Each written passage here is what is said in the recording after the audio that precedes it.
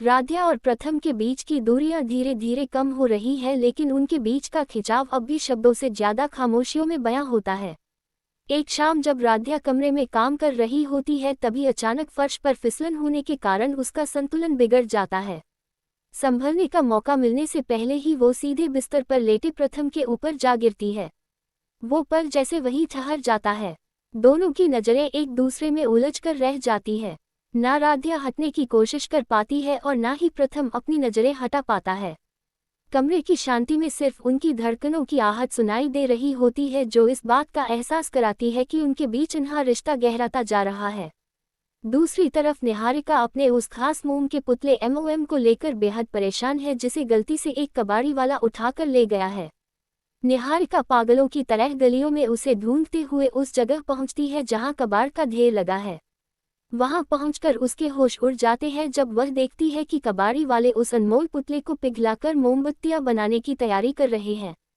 निहारिका का गुस्सा सातवें आसमान पर पहुंच जाता है और वह चिल्लाते हुए कहती है, दिमाग खराब हो गया है तुम लोगों का? इसकी मोमबत्ती बनाओगे? हिम्मत कैसे हुई इसे छूने की? बोलो, इसकी क्या कीमत चाहिए तुम्हें? वो किसी भी कीमत पर उस पुतले को बचाना चाहती है, क्योंकि उससे उसकी भावनाएं जुड़ी हैं। संयोग से राध्या भी उसी रास्ते से गुजर रही होती है और उसकी नज़र अचानक उस मोम के पुतले पर पड़ती है। पुतला इतनी बारीकी और सफाई से बनाया गया है कि राध्या उसे पहचान नहीं पाती कि वह मोम का है। वो ठिठक कर रह जाती है और हैरानी से खुद से कहती है, प्रथम सर यहाँ इस कबाड़ के बीच क्या कर रहे हैं? वह तो घर पर सो रहे थे, फिर इतनी जल्दी यहाँ कैसे आ गए? राध्या असमंजस में पड़ जाती है कि जिसे वह देख रही है वह सच में प्रथम है या कोई छलावा। कहानी अब एक ऐसे मोड़ पर है जहां निहारिका की जिद और राध्या की यह गलतफहमी आने वाले वक्त में नए ड्रामे को जन्म देने वाली है। राध्या अपनी आंखों पर यकीन नहीं कर पाती। वो धीरे धीरे उस कबाड़ के ढेर की ओर कदम बढ़ाती है जहां उसे प्रथम के होने का आभास हो रहा है। उधर निहारिका कबाड़ी वाले से उलझी हुई है। वो गुस्से में अपने पर्स से पैसे निकालती है और चिल्लाती है, ये लो पैसे, और खबरदार जो इस पुतले को हाथ भी लगाया, इसे अभी के अभी मेरी गाड़ी में रखो। जैसे ही निहारिका मुड़ती है, उसकी नज़र राध्या पर पड़ती है, जो फटी आंखों से उस मोम के पुतले को देख रही है। राध्या धीरे से फुसफुसाती है, प्रथम सर आप यहाँ और इस हालत में? निहारिका के चेहरे पर एक कुटिल मुस्कान आ जाती है।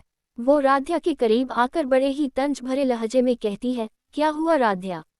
इतनी हैरान क्यों हो? अपनी आंखों पर भरोसा नहीं हो रहा? राध्या सकपका जाती है और हकलाते हुए कहती है, मैडम ये सर इन्हें यहाँ कौन लाया? और यह बोल क्यों नहीं रहे? अभी कुछ देर पहले तो ये घर पर थे। निहारिका जोर से हंस पड़ती है। उसकी हंसी में एक अजीब सा पागलपन है।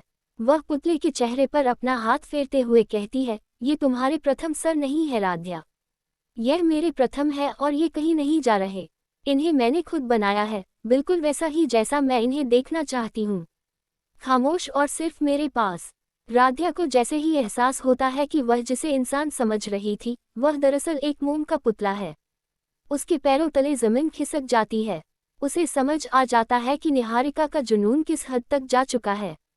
राध्या की आंखों में खौफ और हैरानी का मिलाजुला भाव है।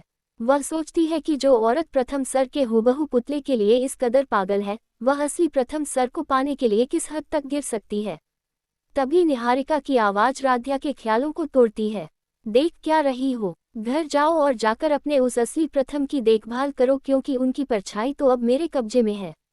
राध्या वहां से भारी कदमों के साथ निकलने लगती है, लेकिन उसके मन में एक डर बैठ गया है। वह सोचती है कि अगर प्रथम को इस पुतले और निहारिका की इस सनक के बारे में पता चला तो घर में कैसा तूफान आएगा। क्या राध्या को ये बात प्रथम को बता देनी चाहिए?